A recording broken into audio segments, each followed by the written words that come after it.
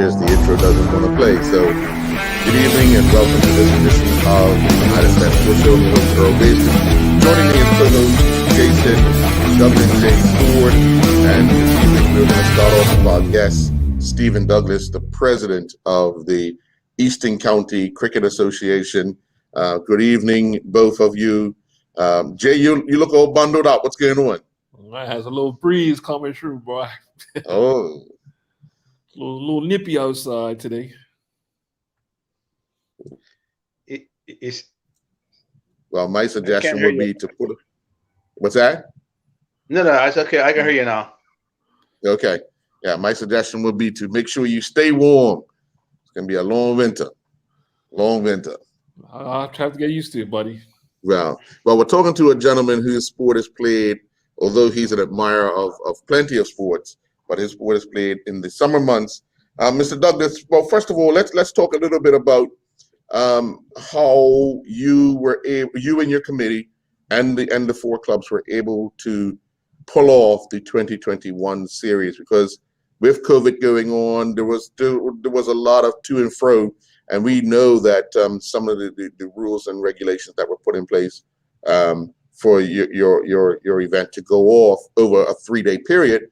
How challenging was that for you, your committee, and the clubs? Good evening, first of all, to everyone. Well, first I must thank the members. First, the host club, the host venue, Bayless Bay. Considering they didn't have no cricket at all played there last year, so they had 2 years of work to do as far as preparation. And my committee members, the 4 reps from each club has 4 reps, and they work very hard behind the scenes to make it work. Additionally, I'd like to thank the BCB. As you may have read, the BCB and the Easton County has an MOU, and it was easier for the BCB to assist with us in putting the application into youth and sport per se to get permission to play the game. That meant that the youth and sport was looking at the BCB, the Eastern County, the Western County, Central County all one time, and it allowed them to give the other 2 counties played under the BCB regs, where you sign in and at the game, and the Eastern County was a safe key. And then we worked together again with the youth and sport as far as making sure everyone that needed to come to the game, as far as staff and concessionaires, got tested again through the youth and sport. Mr. Macy O'Deal assisted very well in their capacity. So the workers that we did along with youth and sport, along with the BCB, helped out quite a bit, considering that we're all part-time. So the MOU with the BCB was a help because they're full-time, and they can help by doing things. When they get something, it doesn't matter making a phone call to me or someone else. I can give them an answer, and they can answer back right away. So all that there was a great asset for us this year. Yeah. What was one of the things, before I let you jump in, Jay? What were some of the things you learned about the organization throughout this pandemic? Because obviously it was a challenge. No county in 2020, county in 2021, but it took a village. It took the entire 4 villages to kind of pull this off. Well, it was not only the county cup; it was the country itself. This is something that the country needed.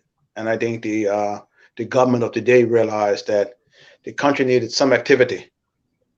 And so if we had a challenge, it was met head on. They assisted us, we assisted them. It was a win-win for both parties. So it doesn't matter of us understanding the position we were in, and we worked hard to make it work. What they asked, we did our best to do, considering that, as you know, down Bayless Bay, there was no real fencing per se. So SAS fencing got together and actually fencing 3/4 of the field per se to allow for security access and everything. So, and then we had the rules as far as safe key, making sure everybody was safe key, gave all the respective vendors their guidelines, gave the clubs their guidelines, set dates up and made it work. And, and the membership made it work, 'cause they knew the value of it also for them also. Right. Jay? Yeah, Steve.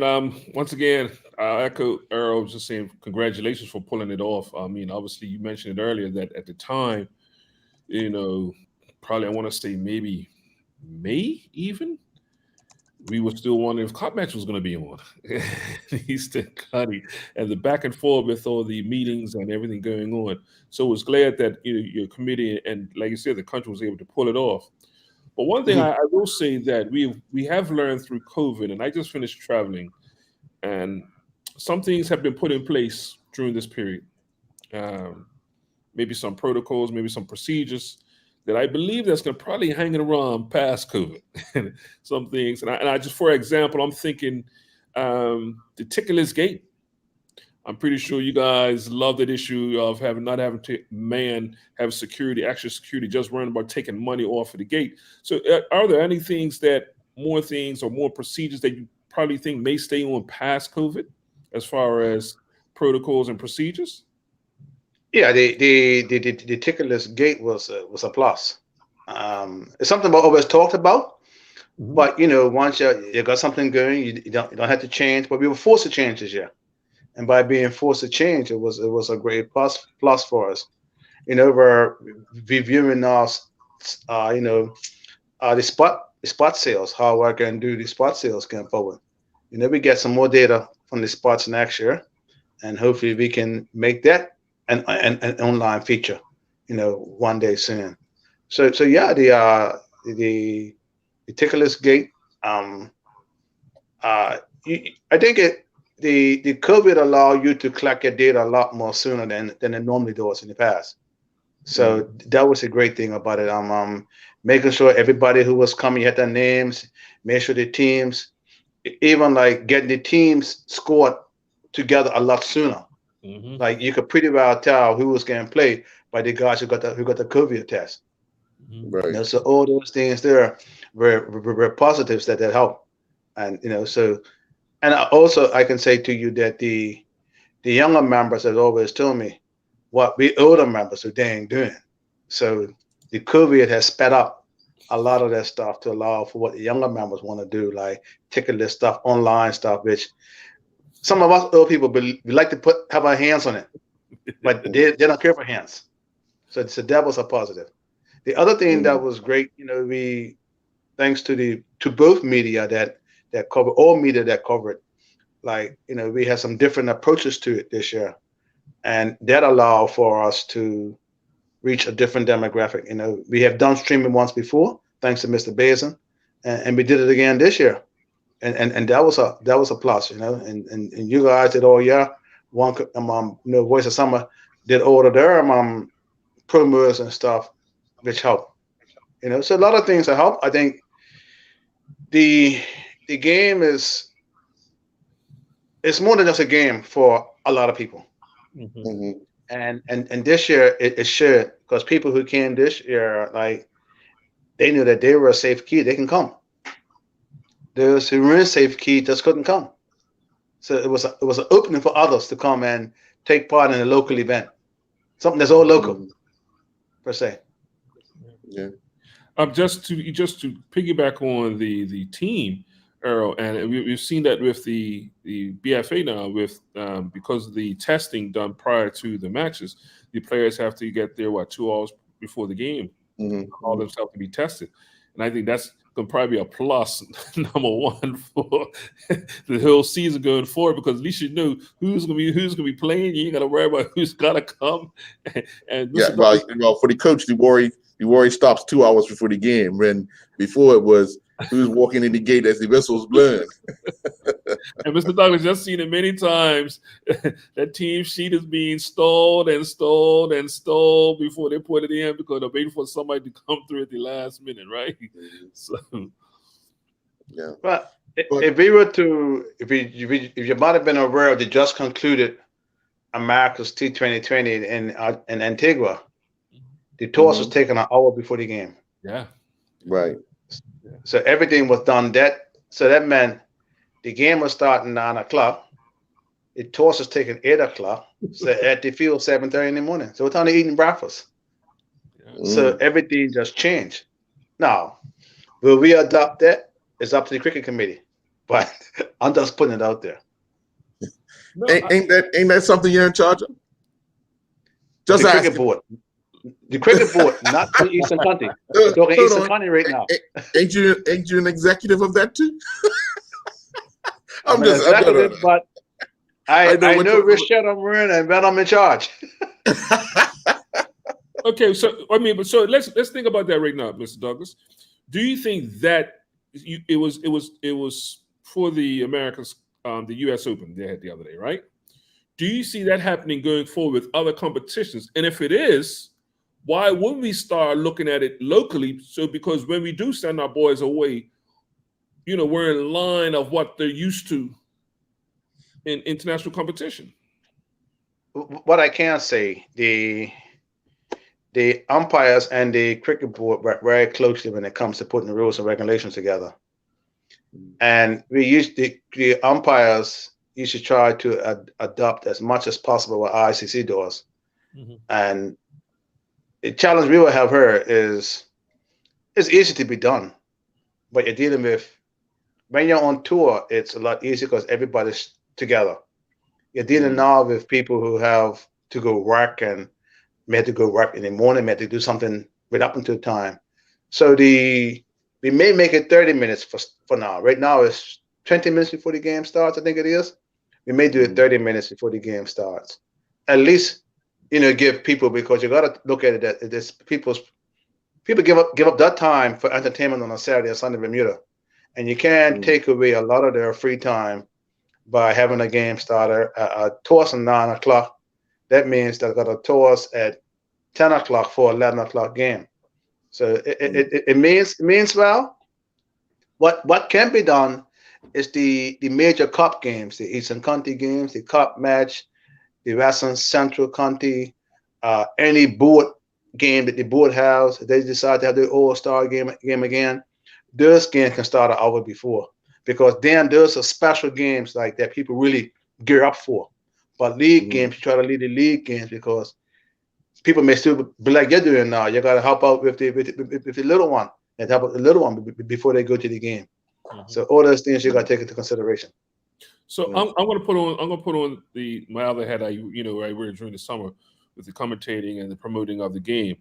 It would be ideal, and you just mentioned at least 30 minutes prior, because it helps us to set up the game prior to the broadcast and give a good introduction into the cast. A lot of times we're basically coming on and it's almost getting right into the game because we're trying to find out who won the toss, who's the team, who's this, who's that, because we're getting everything at the last minute. So it would be quite beneficial to the commentators, so we can, have a good rundown of the team and the toss and strategy going forward to make a complete product. Especially when you talk about you want to carry on streaming, it's only going to get more exposure in that sense. So the more information we get out prior to the game, like any normal game we should see an introduction to every game. Well, the reason for the hour is because of the media at international level. Mm-hmm. You can pick up some more dollars, so I can give you that extra time on the radio or the TV. You know what I mean, Errol? Yeah. And that's what it is. The ruling it's not an ICC ruling. It's the media ruling. The media runs the international cricket and stuff. They if you ever have a chat with Emerson Carrington one day, he will tell you that the producer tells him really how to grab the ball, how to look at your partner, how to do this, how to do that. It's a show for them. It's not cricket anymore. It's a show. It's production. Yeah. But we will look to adapt those rules. The ones that we can, the half an hour, maybe 45 minutes, whatever. We will get as much as we can. But like I said, any big game, the umpires recommend, and then people say, well, yay or nay, whether they can adapt to it or not. One of the things that we've noticed over the years is the start time. You guys try to get it to 10 o'clock, but it's all the stuff that goes on just prior to the game, and we see the 10 o'clock come and go, and we're starting 5 after, 10 after sometimes. How much more work needs to be done to clean that up? If we're going to start at 10, we actually start at 10. We have a decorum. It just matter players and clubs understanding what the decorum is. That's all. And like this year, I think it was one game. The first game started a little late. Mm-hmm. And I'll be honest to you, it was my team. The second game was my team that was slow. Cleveland County. It wasn't nobody else. Everybody else did what they had to do. Right? I think you saw another game where the umpires were out there just waiting. Foot time. Yes. Yes. You know what I mean? Because the cricket chairman was so mad.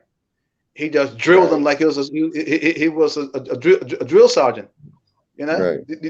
we did a couple of years back. We did it at Calm, where you do the toss this time. So the captain has got to come off and get dressed to do the toss for 9:30, 30 minutes before. You come off the field this time to get prepared for to go do the toss. And I think what we got to do more of, the match referee now has to play a more important role in this here. From my experience traveling overseas, you see the referee will give you this here, tell you 30 minutes or whatever time it is, and then you got to get off the field, right? To go get ready. This amount of time left to come on the field. And once we get those drills, a lot more fine-tuned, it'll work. I can commend Ms. Williams. It's her first year being match referee, Linnell Williams. And by her second game, you know, she improved tremendous. The first game, I Roger Deal and myself, we chatted with her, and we told her some of the things. So the second game, she made sure she did all her checks and balances the night before. And on the morning, she had it running like clock. That's why I think the last game, the others just waiting because she made sure that she had done it a lot better. Right. But we're going to take a quick commercial break. When we come back, we'll have more with Stephen Douglas, the president of Easton County Cricket Association. We'll be right back. John Barrett & Son, Bermuda's foremost distributor of fine beverages, is bringing on the joyful festivities this winter with Barrett Stone Ginger Beer. We've extolled the virtues of this traditional Bermudian drink before. It's refreshing and spicy and wonderful in the kitchen. Google cooking with ginger beer and you'll be amazed by the diversity and wow factor of the recipes. As our good friend Bruce Barrett says, bubbly, tasty, full of spice, refreshing and exciting. When it hits your taste buds, mate, full flavor is igniting. Lindo's, why go anyplace else? My inspiration to write this book has to do with empowering.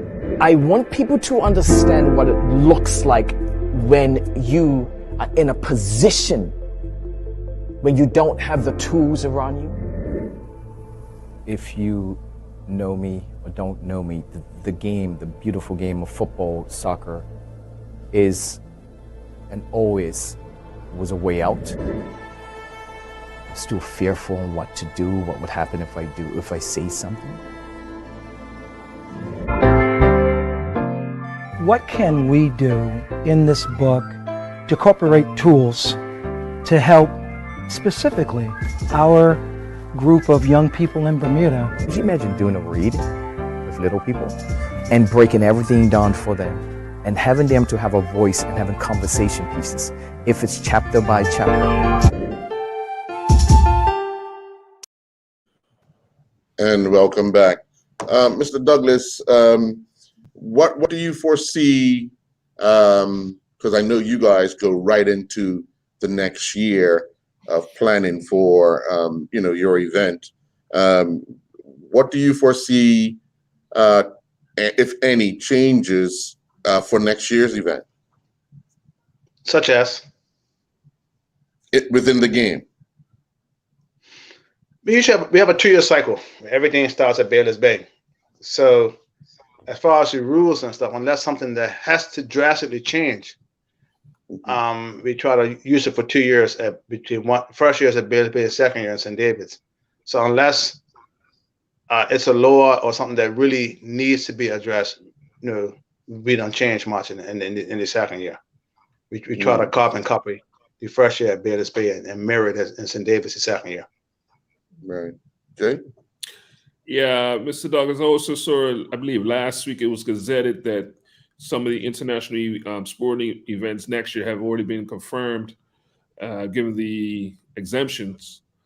Have you guys got any information back from government, or have you submitted your stuff No, we next haven't year? submitted nothing yet. We were submitting something early in the new year, because as this variant keeps changing, they may say it's gazetted and it's changed, but if the variant changes, they may have to pull back and make changes. I think you guys are into the news just as much as me. I think the British had his Russ Albert come today for people that got contracted. So, I don't know, mornings I watch a bit of Sky News. The British, everything was clear. The Scottish had some roadblocks still. The Welsh had roadblocks, and the Irish had roadblocks. I believe the English roadblocks can be greater than those three now. So it's ever evolving, and watching foreign news gives you a little head sight what's happening. And in Bermuda, it'll probably be the same. I mean, they may say yes right now. They may just stop football again next week or 2 weeks from now, if the numbers get to grow. Because they said this variant. Go ahead. I'll let you finish. They said this variant here, is a lot more. It's not as aggressive on your body, they say, but it spreads a lot faster. I only say this in the part of when we're talking about broadcasting and stuff of that nature, there, sponsorship, and most companies or most major companies are probably almost in the stage now where they're looking or accepting proposals for sponsorship during the last quarter, looking into going into the new year, right? So to get good money per se, you got to get the stuff in for at least for the first quarter. That's why you see a lot of these competitions or these international stuff getting their stuff out early enough so they can bank some money as far as. Hold on 1 second, Jay. Let me get my charger. My battery's going down. Okay. Take a commercial. I'll be right back. But it's funny, Jay, because one of the things, because they have it in early, you've got your exemption. I think that's one of the problems that we have in Bermuda is that we wait.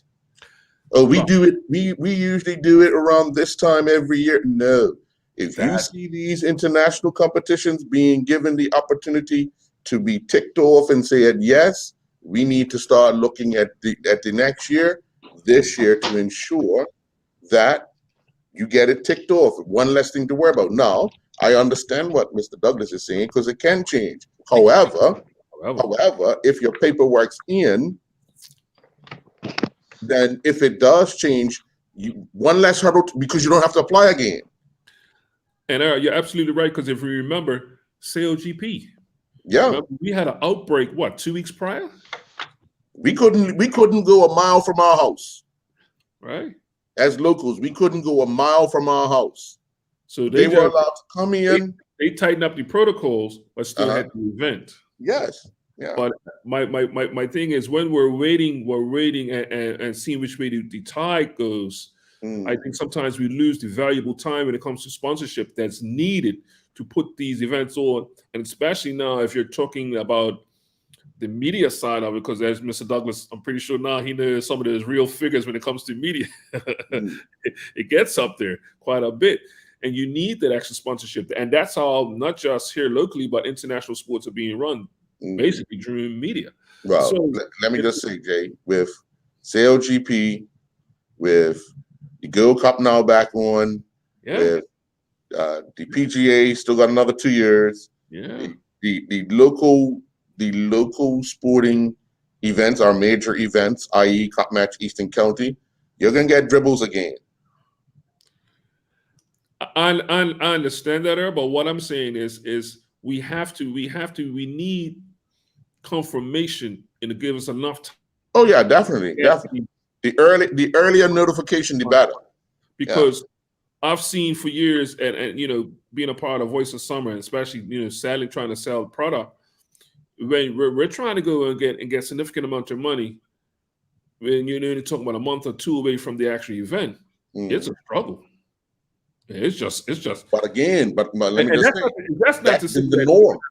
good clients or good people. It's just the fact that if their money's already going by the second quarter, we're left getting scraps of what they had budgeted for the year.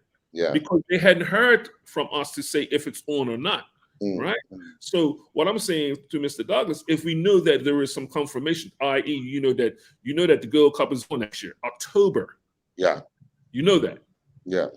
You know, things can now, a commitment could be put in place with some of your proposed sponsors or whatever. No, well, the money's handed over or not, that may be a different story. But at least the commitment is there, and they know they can put it in their budget, right, and allocate it for when it does come.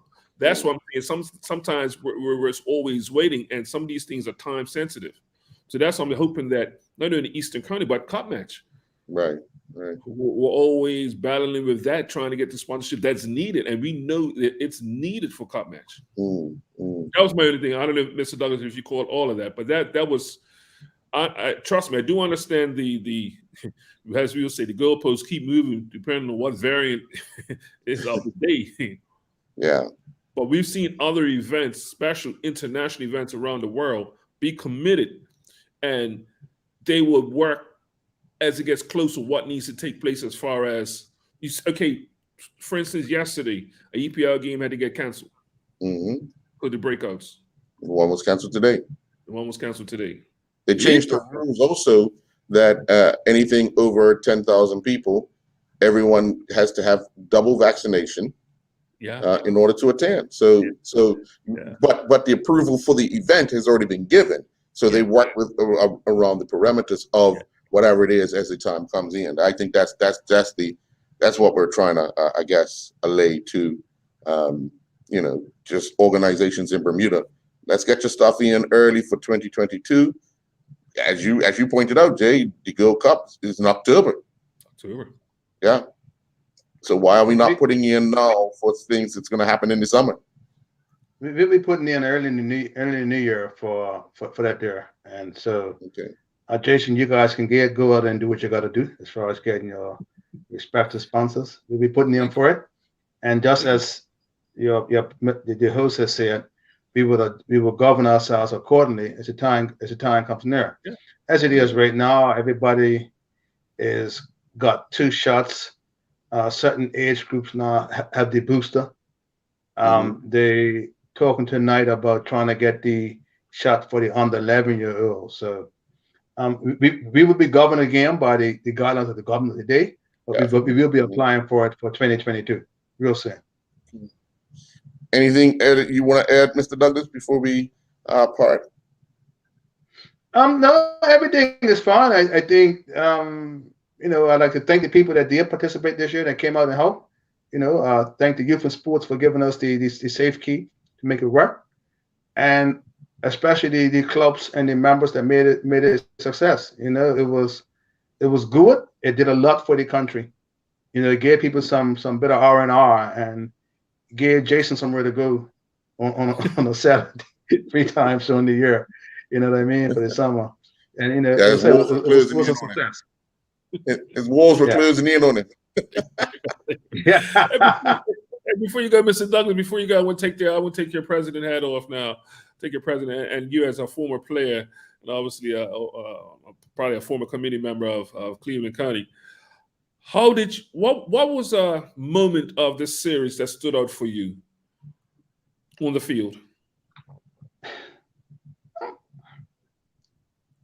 Just the camaraderie between the people in the membership in the room to get the series going. It took a lot of work, and as far as the games, all the games were great. You know what I mean? The first 2 games could have went either way.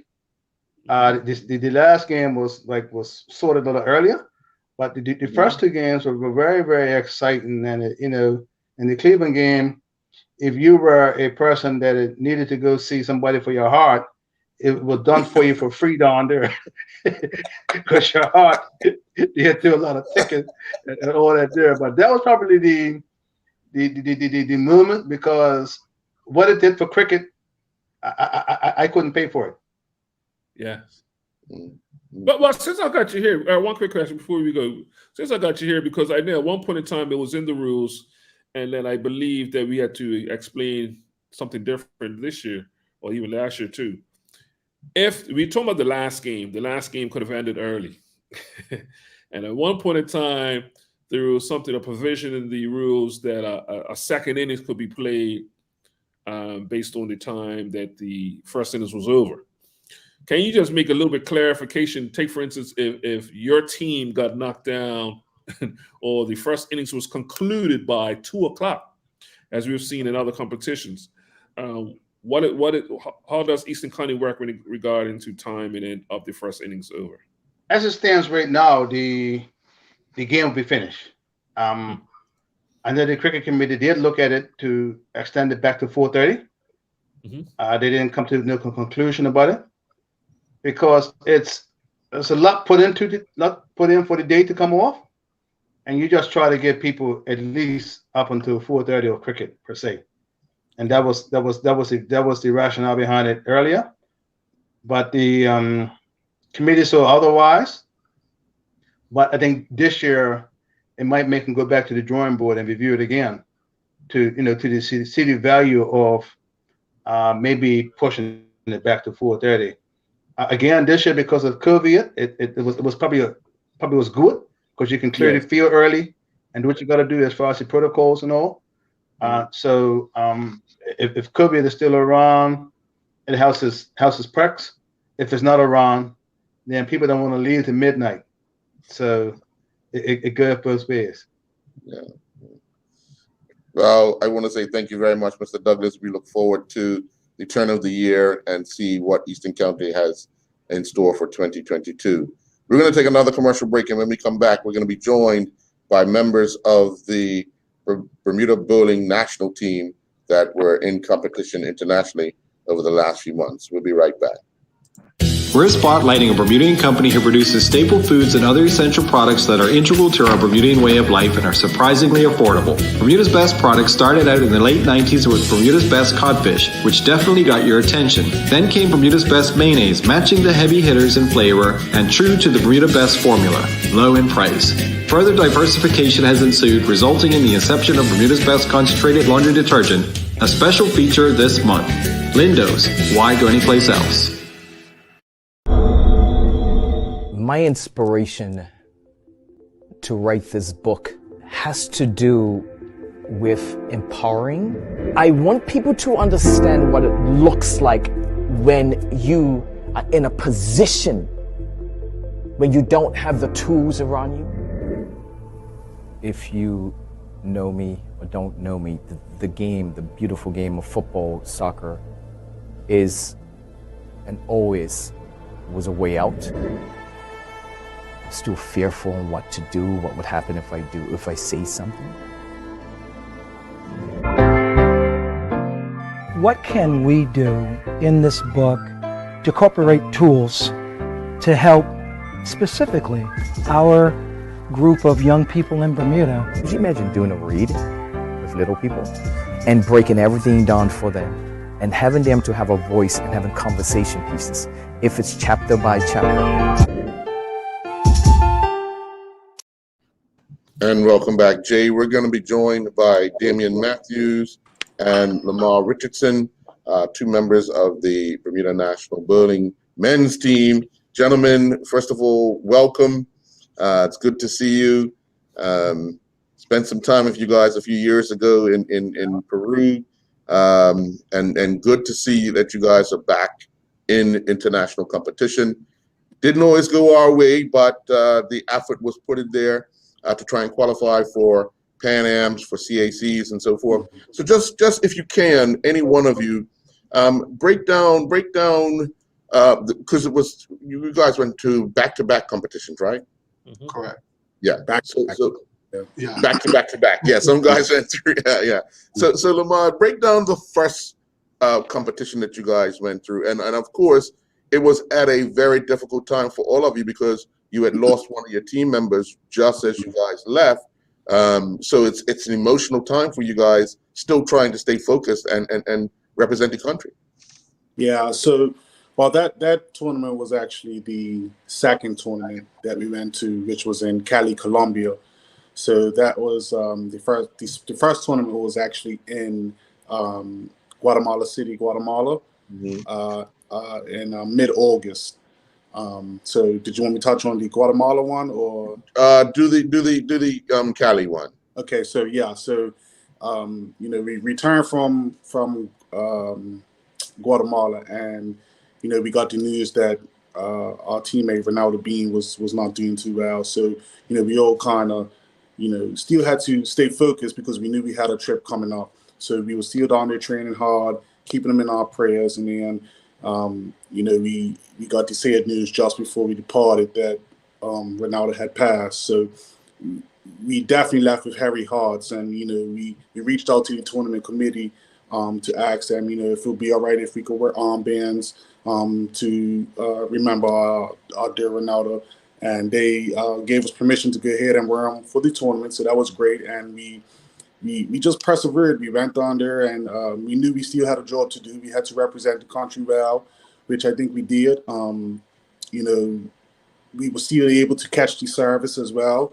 The whole team gathered in a room on a day that we had off, and we was able to catch the service. So that kind of, it was hard to watch, but it also kind of lifted the team and brought us closer together when we really needed it. And the tournament itself was really, really difficult as far as the conditions. But it kind of brought us closer together and kind of got us through that tournament the best way we could as a team. And Damien, the third competition, obviously another big one in Dubai, right? Yeah, it was in Dubai. Yeah. Can you give us a little detail on that one? Yeah, sure. Of course, this was more of the bigger one because the one in Colombia was actually the regional, I would say, because you got the USA, Canada. But the one in Dubai, this is the world tournament. And I don't know, Mark, correct me wrong, there was quite a few countries there. I don't know if there was like around 40 countries or... It was about 40, 50 countries, yeah. Yeah. So it was a higher competition level.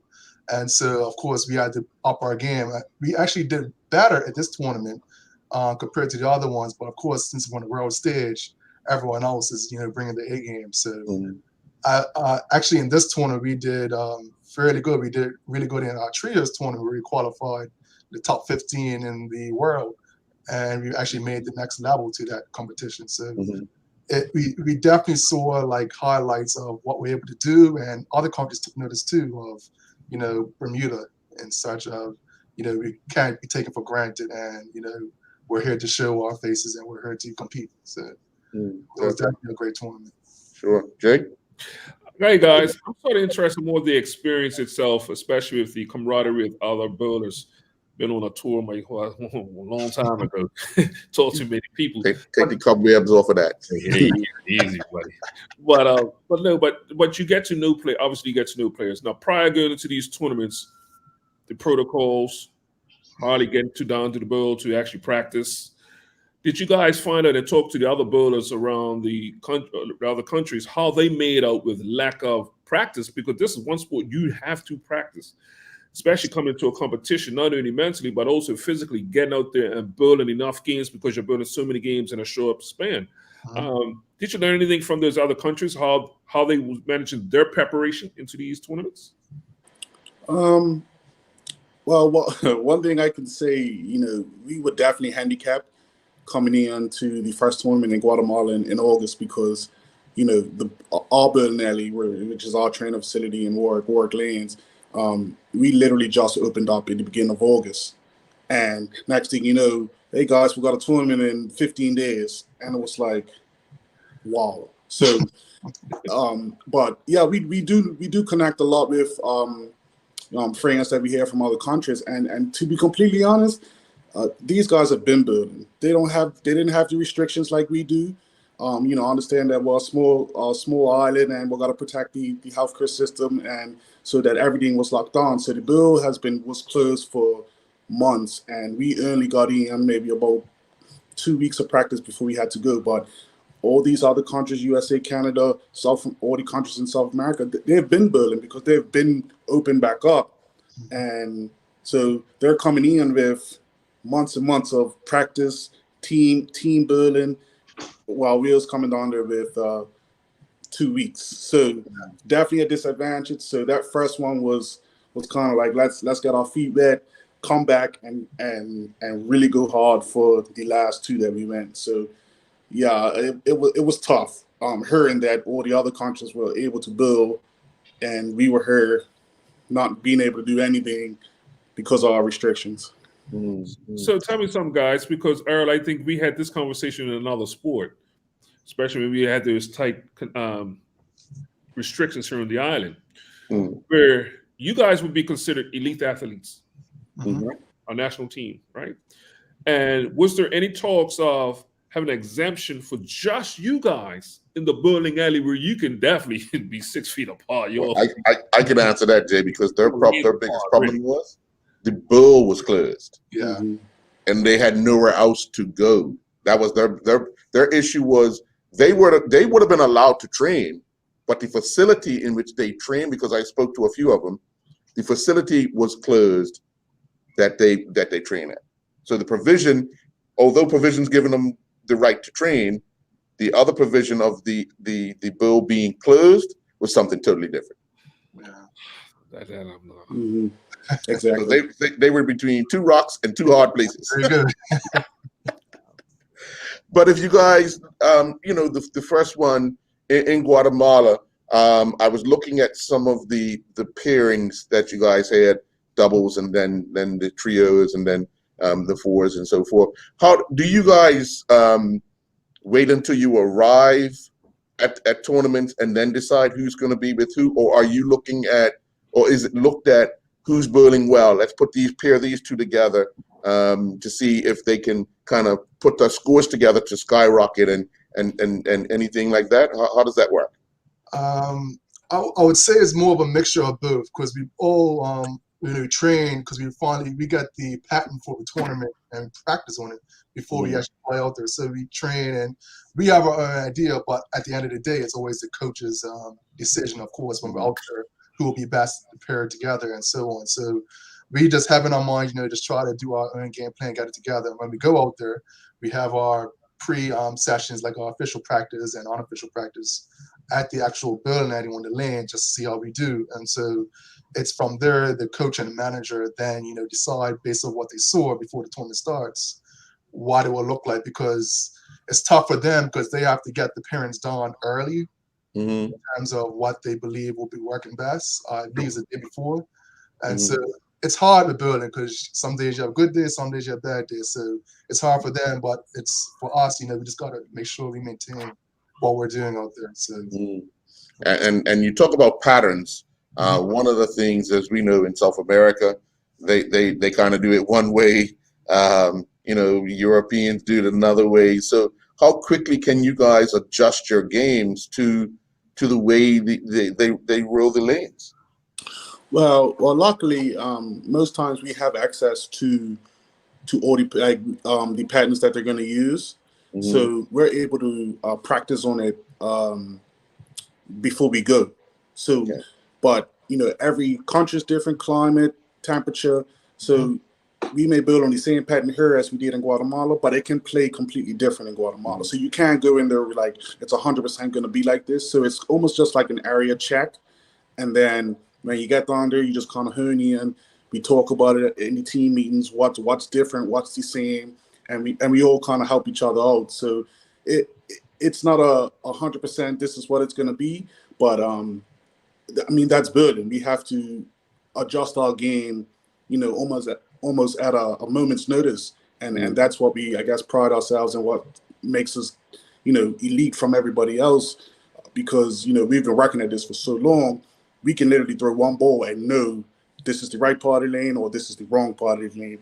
And as Team Bermuda, we communicate this to each other. So one person could throw a ball and say, that's not it. So the other teammates don't even have to, try out there over there because the other teammate knows that that's not it. And we all watch each other's balls and we literally help each other out because, when you bowl, you can't see, the first 15 feet of the lane, believe it or not, when you release the ball. Your teammates can. So it's very important to have an extra set of eyes. And in this case, my whole team's eyes watching my ball, and just being able to adjust is a huge part. So it definitely it plays a huge role, being able to build on the patterns before we go, but it's not 100% when we get down there. So we always have to be making adjustments. We're constantly on the move. Sure. Well, we're going to take our final commercial break, and when we come back, we'll have more with Lamar Richardson and Damian Matthews, members of the Bermuda National Men's Bowling Team. We'll be right back. John Barrett & Son, Bermuda's foremost distributor of fine beverages, is bringing on the joyful festivities this winter with Barrett Stone Ginger Beer. We've extolled the virtues of this traditional Bermudian drink before. It's refreshing and spicy and wonderful in the kitchen. Google cooking with ginger beer and you'll be amazed by the diversity and wow factor of the recipes. As our good friend Bruce Barrett says, bubbly, tasty, full of spice, refreshing and exciting. When it hits your taste buds, mate, full flavor is igniting. Lynn knows, why go anyplace else? My inspiration to write this book has to do with empowering. I want people to understand what it looks like when you are in a position when you don't have the tools around you. If you know me or don't know me, the game, the beautiful game of football, soccer, is and always was a way out. Still fearful on what to do, what would happen if I say something. What can we do in this book to incorporate tools to help specifically our group of young people in Bermuda? Could you imagine doing a read with little people and breaking everything down for them and having them to have a voice and having conversation pieces, if it's chapter by chapter? Welcome back. Jay? All right, guys. So those 3 tournaments are done and dusted. We got through them. 2022 is coming. Questions for both of you. 2 questions for both of you. What have you learned from this experience, the last 3 tournaments, that you can use personally within your own game? And what have you guys learned as a team going into the next year, as even regarding preparation or even game day? Both of you guys can answer those questions. I guess I could go first. I've definitely learned that practice is key. I know COVID it's hindered us a lot, but I certainly don't want to use that as an excuse. So just especially with bowling, because bowling's are it's all about repetition and hitting your targets. So you have to practice, and that's the only way you're gonna get better and get more consistent. So getting out there, getting on the lanes, putting in the hours, putting in the games to sharpen my skills, and hopefully all my teammates' skills as well, because they will be right there with me. That's how we're going to grow as a team. And, with each tournament, we noticed that we got better each time. And when we got to the Worlds in Dubai, it was like we were like fully polished. And the rest of the world noticed. Like, people were like, well, who are these guys? That's that same team from 5 years ago, and they're making cuts now. So it was good to feel like we was being seen. And I have to admit, it's definitely the help of the BOA, who has started to sponsor us as elite athletes and allowed us to put in the work and help fund our careers. And it's really appreciated, and it definitely really helps. So for 2022, it's kind of still up in the air right now. COVID's really just really messing up everything. We're not 100% sure what tournaments are coming up yet. I'm sure we'll know early parts of next year. But the only tournament that I know for sure is the CAC Games, which is actually in 2023 that we qualify for in Cali, Colombia. So watch this space for 2022. But with COVID happening, a lot of tournaments were backed up. So they're going to come thick and fast, because each tournament kind of acts as a qualification for the next.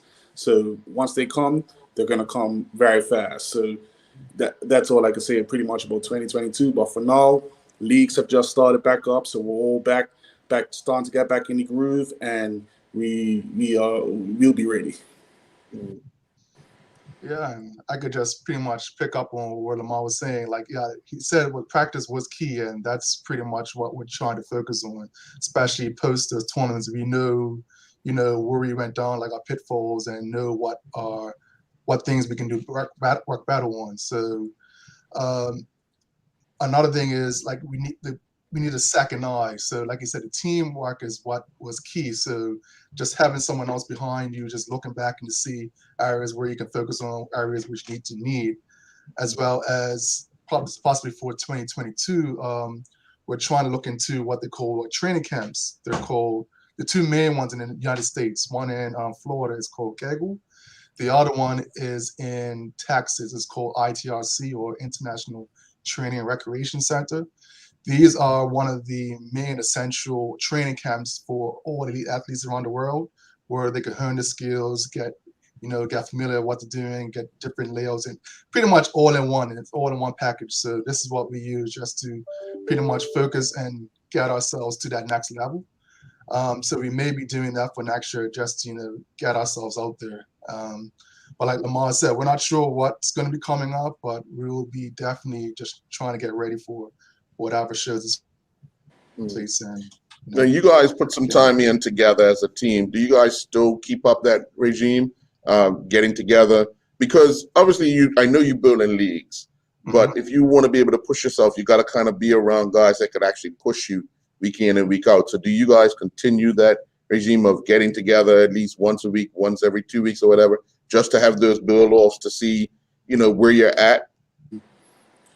We do, right now, because of the 3 tournaments that we just came from, the coach and manager basically gave us the holidays off, and but come January we'll be back in there. Most of our team either build Monday through Friday in leagues, so it's kind of tough to get together as a group on a certain weeknight. But our training days together as a team will be a Sunday. So come the New Year, we'll be down there build sometime during a Sunday as a team, as you suggested, building, because that's what we normally do. We normally reserve Sundays as team training days.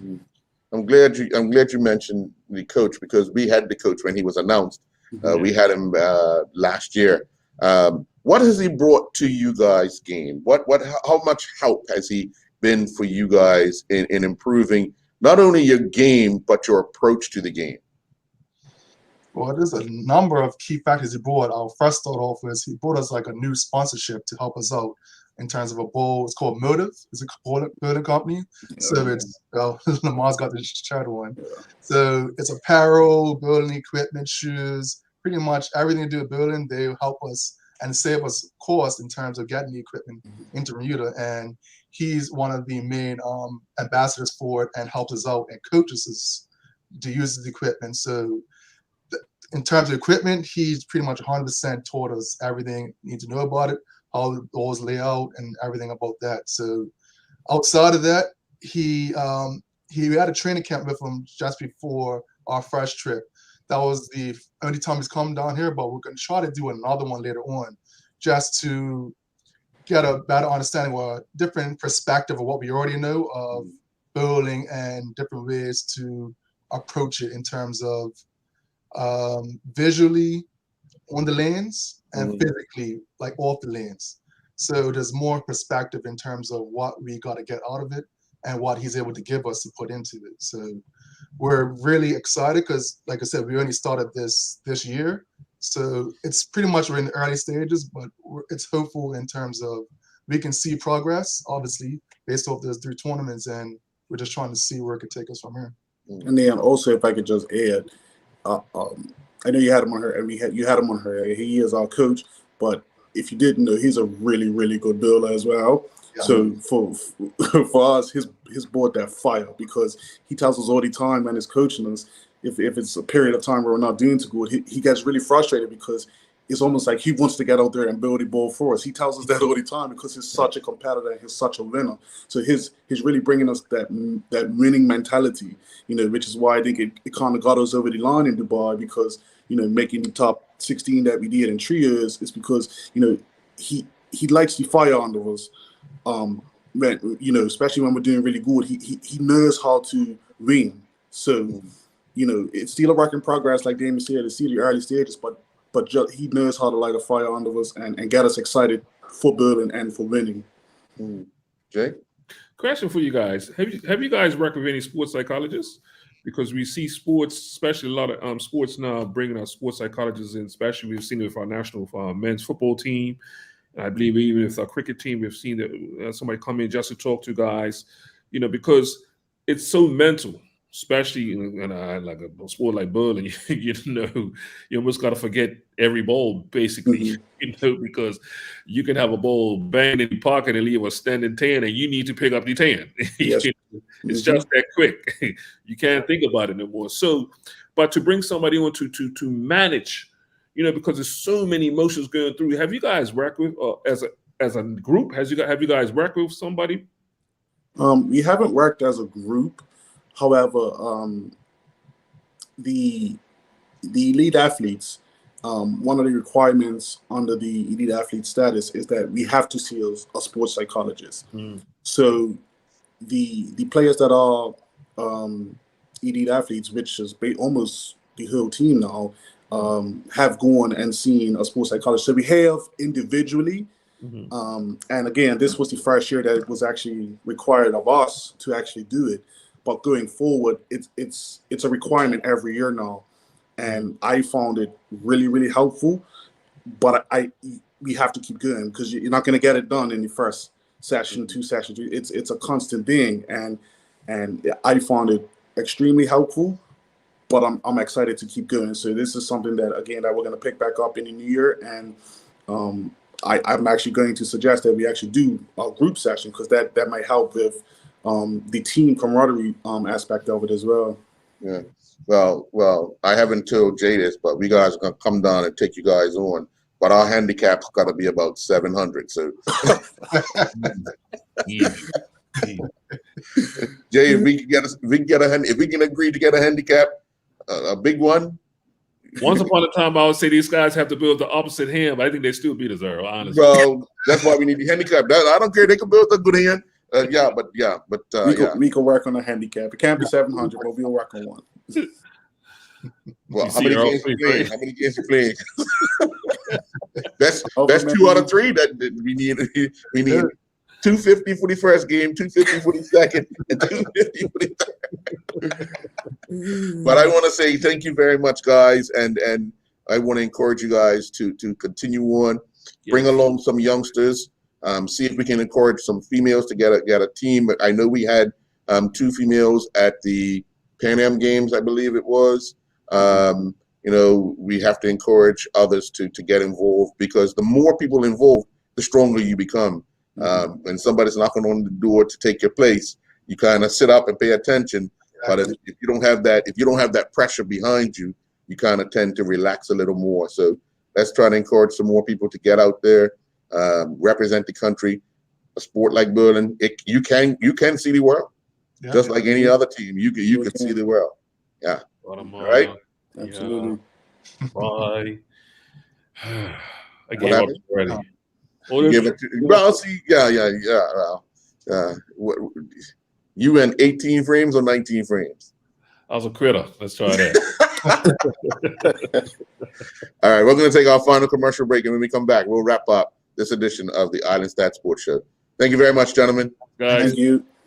We're spotlighting a Bermudian company who produces staple foods and other essential products that are integral to our Bermudian way of life and are surprisingly affordable. Bermuda's Best products started out in the late 90s with Bermuda's Best codfish, which definitely got your attention. Then came Bermuda's Best mayonnaise, matching the heavy hitters in flavor and true to the Bermuda Best formula, low in price. Further diversification has ensued, resulting in the inception of Bermuda's Best concentrated laundry detergent, a special feature this month. Lindo's, why go anyplace else? My inspiration to write this book has to do with empowering. I want people to understand what it looks like when you are in a position when you don't have the tools around you. If you know me or don't know me, the beautiful game of football, soccer, is and always was a way out. still fearful on what to do, what would happen if I say something. What can we do in this book to incorporate tools to help specifically our group of young people in Bermuda? Could you imagine doing a read with little people and breaking everything down for them and having them to have a voice and having conversation pieces, if it's chapter by chapter? Well, Jay, we've come to the end of another edition of the Honest Ass Sports Show. What's your plans for the weekend? Oh, starting tomorrow, man. I figured I'd ask you that because I know it's that time of the year where everybody's having their gatherings of celebration to end the year, and I know you're a popular man during this time of the year and busy. So put your phone on Do Not Disturb. Well, we'll never get a chance to do that. Earl, I think before we go, I just want to, say condolences to the Shah family. It's been a rough week. We been to a couple of funerals past few weekends, and then to hear the news of Mike. I'll just say personally, for me, myself, I've known Mike 30 plus years. As he was covering sports, didn't realize he was covering me at certain times when I was young. And I didn't know this until years later, working up at BBC with him. He used to tell me all these things about, because we obviously, one of the sports he did like, he wasn't that good in, was cricket. Followed Bailey's Bay. So he would remember actual games I played at Bailey's Bay. Another game that he loved was football. And his local team was Derbyshire Colts. Yeah. He had a stint with him. That's where I started out playing, at Derbyshire Colts. So now he might have seen me play.